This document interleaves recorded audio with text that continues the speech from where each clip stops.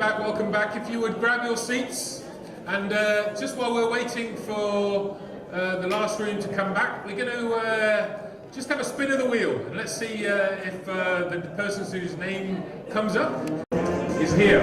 So let's spin that wheel, if we can.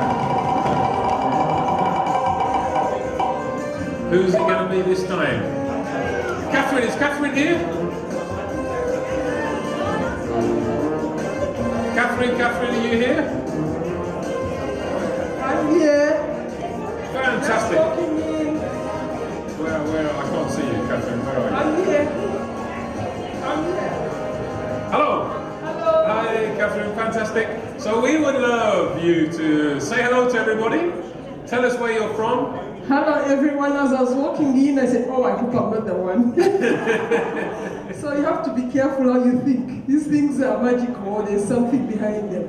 So, GNDR has to explain. Where are you? Where are you come Catherine from? Kanabahita Guma. I'm from Uganda, East Africa. Those may not know. And I'm the executive director for a network of about 700 indigenous local organizations. And we've been partners with GNDR for about 5 years. Yeah, glad to be here. And Catherine, one thing that you've learned so far today, what a reflection from today so far? So far, many things. One is work to go back and do. We're going to host the GNDR Secretariat for the 8 countries in Eastern Africa. And so we're looking forward to doing that. But one of the members around the table gave a very good suggestion that we do a launch of when we started, we launched the Secretariat in a powerful way, make sure that we make GNDR shine and all those issues that have been struggling with them, we highlight them and we bring maybe the Prime Minister on board, the President, whoever can come. At the regional level as well, involve everybody. So I like that idea that we're going to amplify our voice at the launch of this Secretariat for the 8 countries that's going to be housed in Geneva.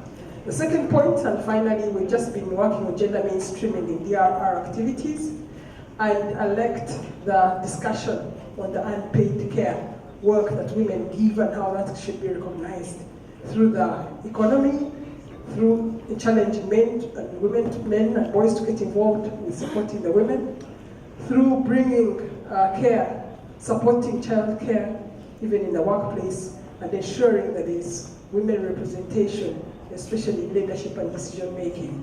So with DRR gender on board, we cannot afford to ignore the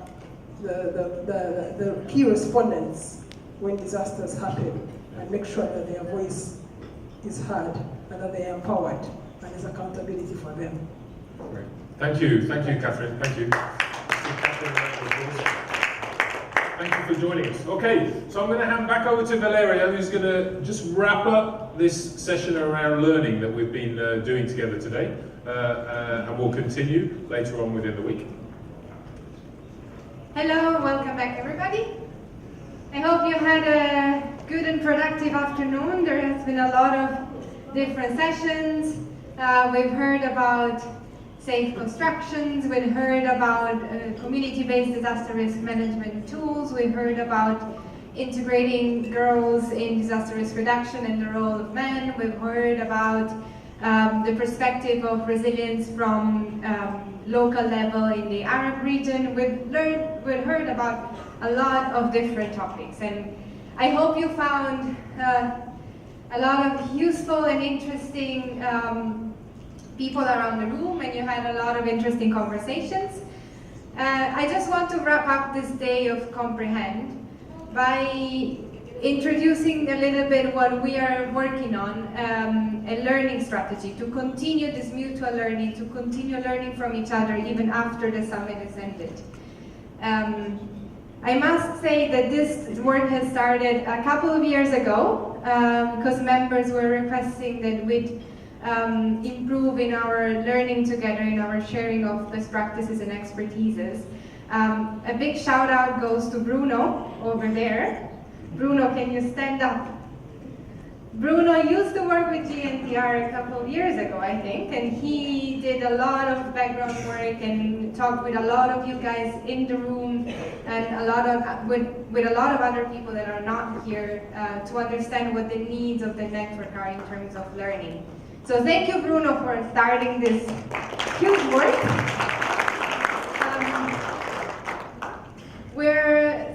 Building on Bruno's shoulders, we've put together a couple of initial ideas that then will be developed further.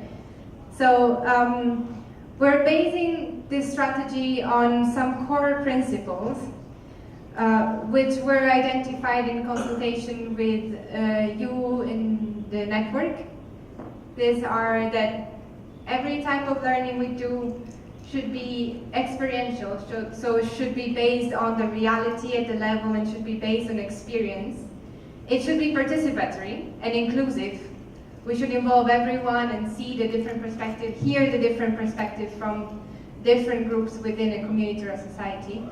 It should be innovative. We're trying to combine different methods. We're trying to put technology and innovation as much as possible, and continuous. It should be a regular process. It shouldn't stop. We shouldn't have a one-off activity and then not follow up. This learning and behavioral change means that we continue our activities and our experiences throughout time. We'll do this in different ways, and some of you have already experienced some of this learning. So just by a quick raise of hands, how many of you have participated to regional workshop for networking and capacity development or advocacy?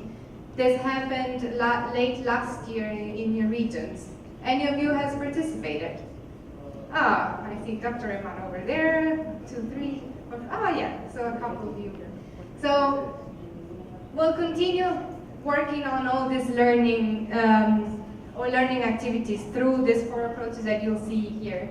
These were all elements identified by consultation during the previous summit and by talking with several members in different occasions. So we understand there is a need for both a bottom-up and top-down approach. So we want to hear from the local level. We also want to share whatever methodology, whatever resource has been done at global level so that it can be applied at national and local level. We want to continue with the collaboration and the peer-to-peer learning. As we've done, for example, this morning in the Learning Together session, we've worked together, we've come up with ideas to help each other, and this will continue in the online community platform. And we'll do joint advocacy. We'll work together to raise the voices of local communities at national and international level in the different events where we will all take part. The regional platforms for disaster risk reduction being one of those, events at national level, the global platform for disaster risk reduction next year, and so on and so forth. So look out for the new learning strategy that will come up very soon, in a couple of months. And I hope you have enjoyed this day of learning and of comprehend and getting to know each other. It's just day 1 of 4, so there's still a lot to come. And we have exciting plans for the next days. Before doing that, I just want to quickly show you some of the results of this morning's discussion at the table. So you'll see we're just gonna run through 3 different examples. We're not going into too many details, but this is what came up this was a challenge that came up in the table. And you'll see some different pieces of advice and ideas that were given. Such structure is the same that will be available online to continue the discussions afterwards. So whenever in the future you'll have a question, you have a challenge, you will want advice, you will be able to just go online in the community platform, type it down, and you have a lot of different members from around the world that will be able to give you some ideas, some advice, and you'll connect and communicate with them. So we hope we'll all learn more, share more, and empower each other a little more. I just would like to give the floor back to Andy now to wrap up the session with some final thoughts. And then there will be some housekeeping. Yeah, perfect. Thank you, Valeria. Thank you. Okay, so as we wrap today up, I'm going to invite you to take out your lanyard and take the piece of paper that is within there. You know, part of learning can be done as a group, can be done, you know, as organizations, but some of it is about us as individuals. And part of learning is to be clear about what our aims are and what we're reflecting on. So you will see in your document, there is one section called Daily Journal. Can everybody see that? Daily Journal. So there are two columns there. One, aims, and secondly, reflections.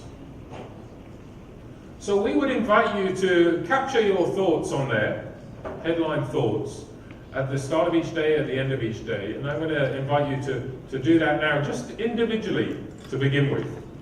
And hopefully these questions in front of you will help you reflect on that.